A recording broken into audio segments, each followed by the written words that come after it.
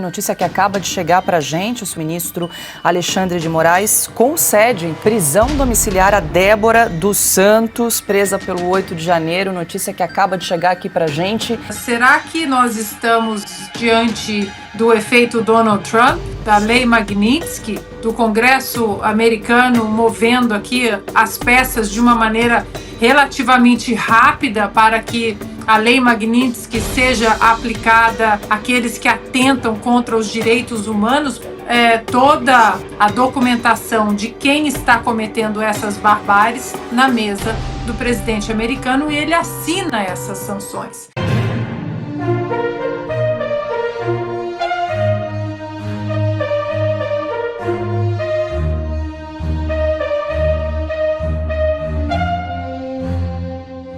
Trump analisa pesquisa sobre Bolsonaro, Lula, Moraes e Musk. É isso mesmo. O presidente dos Estados Unidos, Donald Trump, determinou um pesquisador de sua confiança que fizesse um mapeamento sobre a situação política no Brasil. A pesquisa interna já circula na Casa Branca e tem o foco na percepção dos brasileiros sobre diferentes assuntos e personalidades. Lula, Bolsonaro, Alexandre de Moraes, Elon Musk e Eduardo Bolsonaro.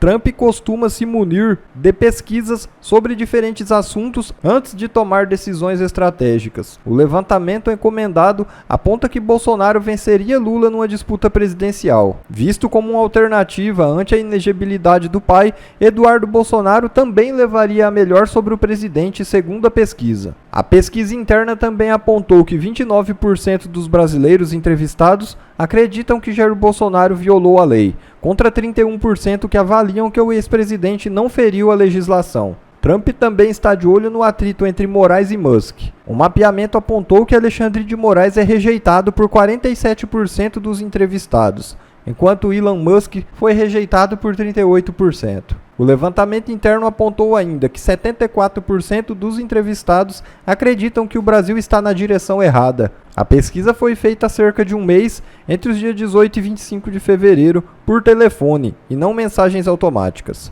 A pergunta é: o que estaria Trump tramando? O que fará Trump após obter essas informações? Dos Estados Unidos já vem a notícia que vários aliados de Donald Trump estão articulando uma lei para punir Alexandre de Moraes. Essa lei proibiria a entrada de pessoas que violem direitos humanos e liberdade de expressão no país norte-americano. Outra lei já existente, que também está sendo discutida para usar em ministros do STF, é a Lei Magnitsky, que além da perda do visto, determina a morte financeira da pessoa, com proibição de abertura de contas, bloqueio de bens e, em casos mais extremos, até ordem de prisão. Que notícia que acaba de chegar para a gente, a Procuradoria-Geral da República, nessa manifestação em relação à prisão domiciliar de Débora dos Santos, o ministro Alexandre de Moraes concede, então, prisão domiciliar a Débora dos Santos, presa pelo 8 de janeiro, notícia que acaba de chegar aqui para a gente. Carlo Cauti, uma boa notícia, você começou teu comentário falando da comoção popular e também da pressão de alguns veículos de comunicação, então aí agora Débora dos Santos segue cumprindo pena, mas em prisão domiciliar nesse momento. Uma ótima notícia para a família de Débora dos Santos, vai poder ficar perto dos filhos, mas isso demonstra que temos um problema gravíssimo com a justiça brasileira, que só funciona, só se aciona e só comete menos injustiças. Lembrando que o próprio Moraes já votou para condenar Débora há 14 anos e Flávio Dino acompanhou. E se não fosse pelo Luiz Fux, esse caso a gente não está discutindo agora, a gente já teria sido condenada há 14 anos. Então, é uma ótima notícia para a Débora, para a sua família, uma péssima notícia para a imagem da justiça brasileira. Só se aciona quando tem batom nas redes sociais? Só se aciona quando tem indignação, quando eles sentem a pressão das ruas, da indignação popular, quando nem mesmo a mídia estatizada apoia mais esse absurdo, porque também tem uma questão, tem um limite para tudo, evidentemente para isso também, quando não tem nenhuma forma de defesa desse absurdo de manter 2 anos uma mãe presa preventivamente, sem sequer, por vários meses, acho que mais por 1 ano e meio, se não me engano, analisar o caso dela, ou já não sequer olhou o caso dela por 1 ano e meio, e acusar uma mulher mãe de 2 filhos com um batom na mão de estar usando um instrumento inflamável e atentar contra a democracia brasileira, organizar um golpe de Estado. Mas quão ridículo é isso? E somente porque eles perceberam, depois de 2 anos, mais de 700 dias de prisão para Débora. A indignação popular que se mexeram. E quantas outras Déboras estão nas prisões brasileiras que não tiveram a mesma sorte da Débora de ter uma comoção popular e que o caso delas não será apreciado? Quantas centenas de outros brasileiros estão presos nas mesmas condições e, infelizmente, não é possível falar com a mesma atenção de todos e, por isso, eles permanecem lá? Quantos clesãos, por exemplo, estão lá dentro e, por exemplo, a Ana, que está presa na Argentina e que não recebe sequer visita do Itamaraty, do Ministério das Relações Exteriores, que tem obrigação de dar assistência consular. Então, assim, é, de novo, uma forma que o Supremo Tribunal Federal tentou limpar um pouco a sua barra de uma indignação que continua montando, mas piora uma imagem já péssima de um tribunal de exceção que está atuando de forma política e que não vai conseguir não vai conseguir melhorar a sua imagem perante os brasileiros até que não seja aprovada a anistia, da que já falamos aqui na Oeste tanta naquelas vezes. Mas se continuar assim, com certeza a imagem do Supremo não vai melhorar. Alexandre, notícia que acaba de chegar, como é que a gente pode interpretar esse gesto, essa sinalização aí do ministro Alexandre de Moraes em relação ao caso da Débora dos Santos? Vale lembrar que na última sexta-feira ele condenou a cabeleireira a 14 anos de prisão. Agora há esse pedido, essa manifestação da PGR, saiu agora há pouco então essa concessão da prisão domiciliar de Débora dos Santos. Pois é, o próprio ministro que havia dado 14 anos de pena, acompanhado pelo ministro Dino, como o Cauti lembrou, né? Imagina se Fux não pedisse vistas. Já estava condenada, estava condenadíssima, né? Por 4-1, talvez, com a dissidência de Fux, que é um juiz de carreira e sabe muito bem por que caminhos o Supremo está andando, estão fazendo o Supremo andar. Né?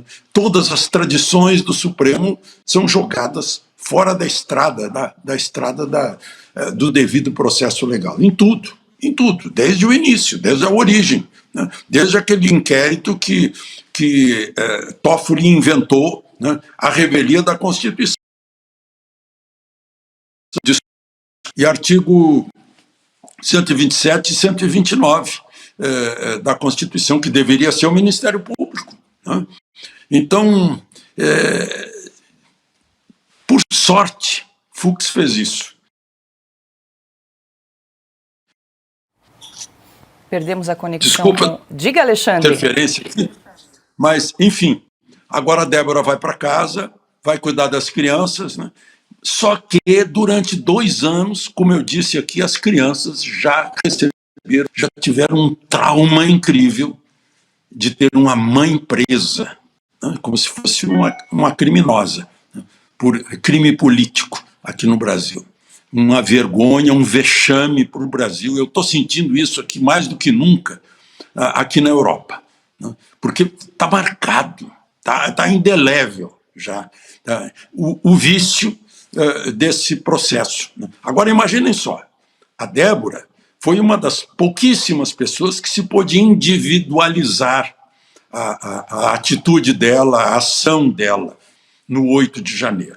E os outros que estão lá que ninguém sabe, que não fizeram nada, né? Quem quebrou, pegue quem quebrou, quem furou a tela de Portinari, quem quebrou o relógio histórico, quem quebrou os vidros, quem sujou mesa, cadeira, chão, tapete.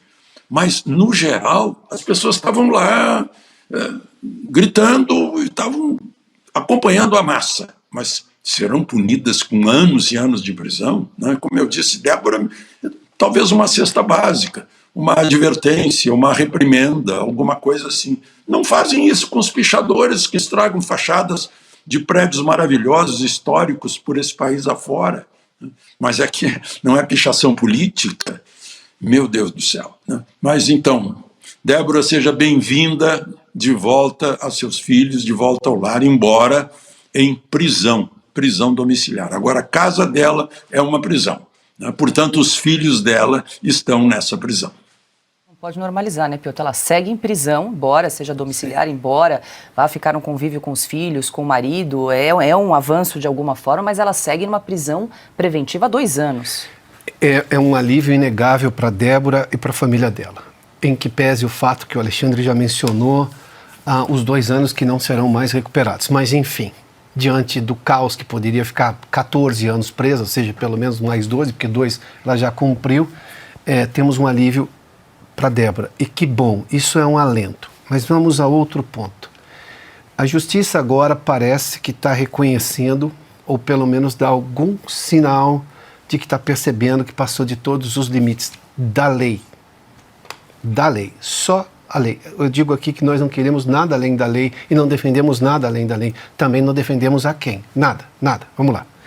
A questão é que se o Supremo tiver um mínimo de grandiosidade legal, ele olha para esses casos todos, percebe o absurdo dessas pessoas todas sendo julgadas dentro da corte, que eles não têm prerrogativa, porque eles não deveriam estar lá, anula todas essas coisas que foram feitas, esses julgamentos que estão em caminho, pega esse material, manda todo mundo para a primeira instância, de acordo, obviamente, com a região onde mora, porque a justiça concede esse tipo de benefício, e deixa um juiz de primeira instância cuidar do caso, deixa um promotor de primeira instância cuidar do caso e diga só a eles, porque eu tenho que confiar. Ou o Supremo não confia na primeira instância? Eu confio.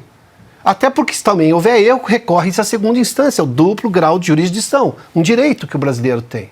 Vamos fazer isso daí, aí a gente começa a ter, digamos, a volta de alguma normalidade jurídico-institucional, porque é isso que o Supremo atropelou ao levar todo mundo para dentro da corte, onde não deveria estar. Aí a gente começa, digamos, a ter uma melhora. Este caso pontual é inegável, sim, eu tenho um alento para Débora, mais que justo, mais que devido. Mas eu preciso pensar também nos outros que continuam presos, nos outros que já foram condenados e que não tiveram, por exemplo, até agora, o que o Alexandre Garcia mencionou. Individualização de conduta. Ninguém aqui quer que não pague pelo que fez, mas só pelo que fez. E o que não fez, obviamente, não dá para ficar preso com tornozeleira, seja lá o que for.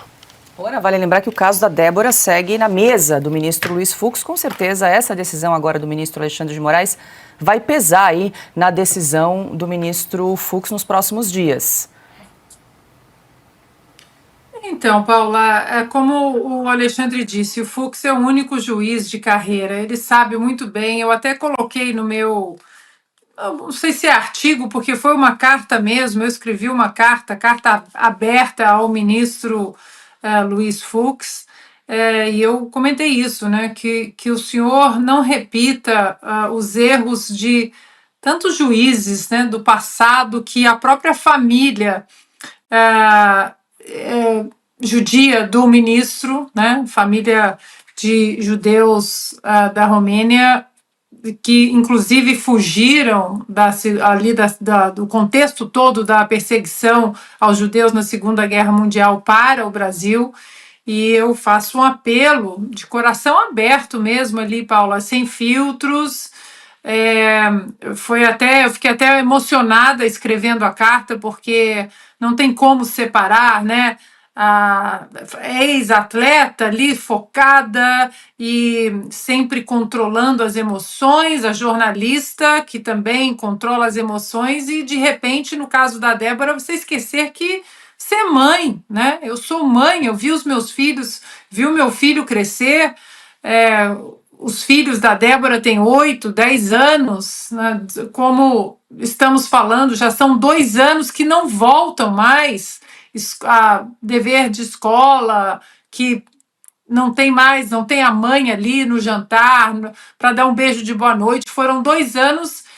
Essas 2 crianças estão marcadas para sempre, independentemente do resultado final de uma possível condenação ou não, absolvição da Débora. Essas crianças, são 2 anos que essas crianças estarão marcadas para sempre. Agora, uma questão, né, que não dá para a gente não colocar nessa equação toda. Será que nós estamos diante do efeito Donald Trump, da lei Magnitsky, do Congresso americano movendo aqui as peças de uma maneira relativamente rápida para que a lei Magnitsky seja aplicada àqueles que atentam contra os direitos humanos, porque um dos pontos fundamentais para que essa lei seja aplicada, lembrando que essa lei não precisa passar pelo Congresso para que ela seja aplicada, e as sanções dessa lei elas sejam aplicadas aqueles que cometem atrocidades contra os direitos humanos. Basta provas, toda a documentação de quem está cometendo essas barbáries na mesa do presidente americano e ele assina essas sanções. Então, será que o Congresso americano começou a fazer muito mais que, infelizmente, o nosso Congresso no Brasil, de joelhos para um sistema, de joelhos para uma composição do Supremo Tribunal Federal ativista, política? Eles estão calados, censurados, enquanto isso os americanos seguem defendendo a liberdade de expressão, até a nossa, no Brasil. Então, Paula, tem pessoas também, outras pessoas na prisão, como o Piotr disse. Há pessoas com câncer na prisão. Há idosos na prisão. Pessoas com comorbidades na prisão. A Débora é um caso absurdo. Que bom que ela voltou para casa. Mas tem outras centenas de pessoas numa situação muito parecida com a dela. Olha o nível de crueldade dessa galera. Eu acabei de ler uma matéria aqui no O Globo, porque eu torço que seja mentira. Porque se isso aqui for verdade, eles são muito mais cruéis do que a gente imagina. Vou direto na matéria para você entender, olha aqui. Fux não é o único ministro do STF a discordar de Moraes sobre penas do 8 de janeiro. Como vocês acompanharam no julgamento dessa semana, Fux discordou da dosimetria em relação à pena da Débora. Ele disse que, olha, na opinião dele foi clara, né? Ele vai rever e vai diminuir a pena da Débora porque foi exagerada. Só que não é só a pena da Débora. A Débora agora está mais em evidência, o caso dela. Mas temos dezenas e dezenas de pessoas na mesma situação dos prisioneiros do 8 de janeiro. Se não todos, na verdade. Todas as penas ali foram exageradas. E não é só o Fux que vê isso, tá bom? Você vai ler a matéria. Outros ministros que não foram nomeados ao Supremo por Jair Bolsonaro chegaram a confidenciar a lideranças do Centrão que gostariam de discutir um caminho para aplicar penas mais brandas para aqueles que não depredaram e não vandalizaram os prédios dos 3 poderes. Na minha opinião, até os que depredaram e vandalizaram deveriam ter penas de depredação e vandalização e destruição do patrimônio público, não há 17 anos, tá? Aí vamos lá, agora olha isso aqui. Ao falar sobre o tema, porém, os magistrados têm ponderado que o ministro Alexandre de Moraes, relator dos casos do 8 de janeiro, não dá espaço para qualquer conversa sobre a dosimetria da pena. Peraí, ele não dá espaço? Então, para você poder falar sobre o seu voto ou divergir de um outro ministro, você tem que ter espaço para fazer isso? O Alexandre de Moraes manda nos outros ministros do STF? Vamos lá, vou te mostrar aqui. Mesmo com visão divergente daquela do relator, magistrados fazem a análise de que a tendência da corte é não se dividir sobre esse tema para não confrontar Moraes publicamente. A ideia é evitar flancos de ataque ao STF, que já está pressionado pelos políticos bolsonaristas e parte da opinião pública. Pera aí, deixa eu ver se eu entendi. Só para deixar bem claro aqui. Então, o STF, outros ministros, mesmo sabendo que aquelas pessoas não mereciam aquelas penas, vão dar aquelas penas para proteger o STF, porque o Moraes colocou o STF nessa situação? Porque eles não podem confrontar o Moraes, tá aqui ó, confrontar Moraes publicamente? Então, a vida de várias pessoas está sendo destruída, elas estão sendo condenadas, não porque vocês acham que o crime delas merece essa pena, mas porque vocês não querem enfraquecer a proteção do STF diante da opinião pública. Vocês estão de brincadeira comigo? Aí para terminar aqui, cadê?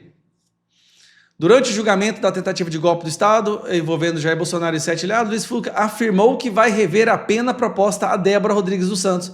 Ela ganhou notoriedade por ter pichado. Só a Débora, Fux.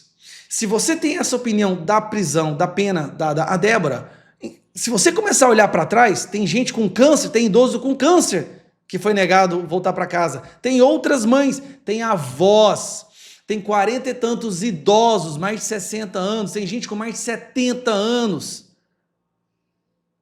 Mas não, a gente não pode fazer isso porque senão o Moraes... Que brinca... Vocês não são ministros do STF, não? O Moraes é o rei maior, ele manda em todo mundo. E aí, por não... Olha, presta atenção, cadê a porcaria? Pelo corporativismo, para defender o STF, que está pressionado pelos bolsonaristas e parte da opinião pública, vocês vão apoiar essas condenações absurdas. Cara, eu vou te falar, isso aqui, eu torço que seja mentira. Porque então quer dizer que tem várias pessoas... Tem que anular todas as condenações, então. Porque os juízes estão votando em tempos de prisão, em punições, por medo do Alexandre de Moraes? Olha a situação que esse cara está colocando no STF. Isso porque vai vir ainda muita coisa de fora do Brasil, dos Estados Unidos. Olha a situação. E ninguém faz nada. Nós vamos ver a nossa Suprema Corte ser envergonhada diante do mundo inteiro porque ninguém quer discordar ou confrontar o Alexandre de Moraes. Brincadeira. Não é possível que ele chegou nesse nível. Bom, pessoal, esse foi mais um vídeo. Eu espero que vocês tenham gostado. Se vocês gostaram, deixa o like aqui para fortalecer nosso canal. Logo eu volto trazendo mais informações da política para vocês. Um forte abraço, fiquem todos com Deus e até a próxima.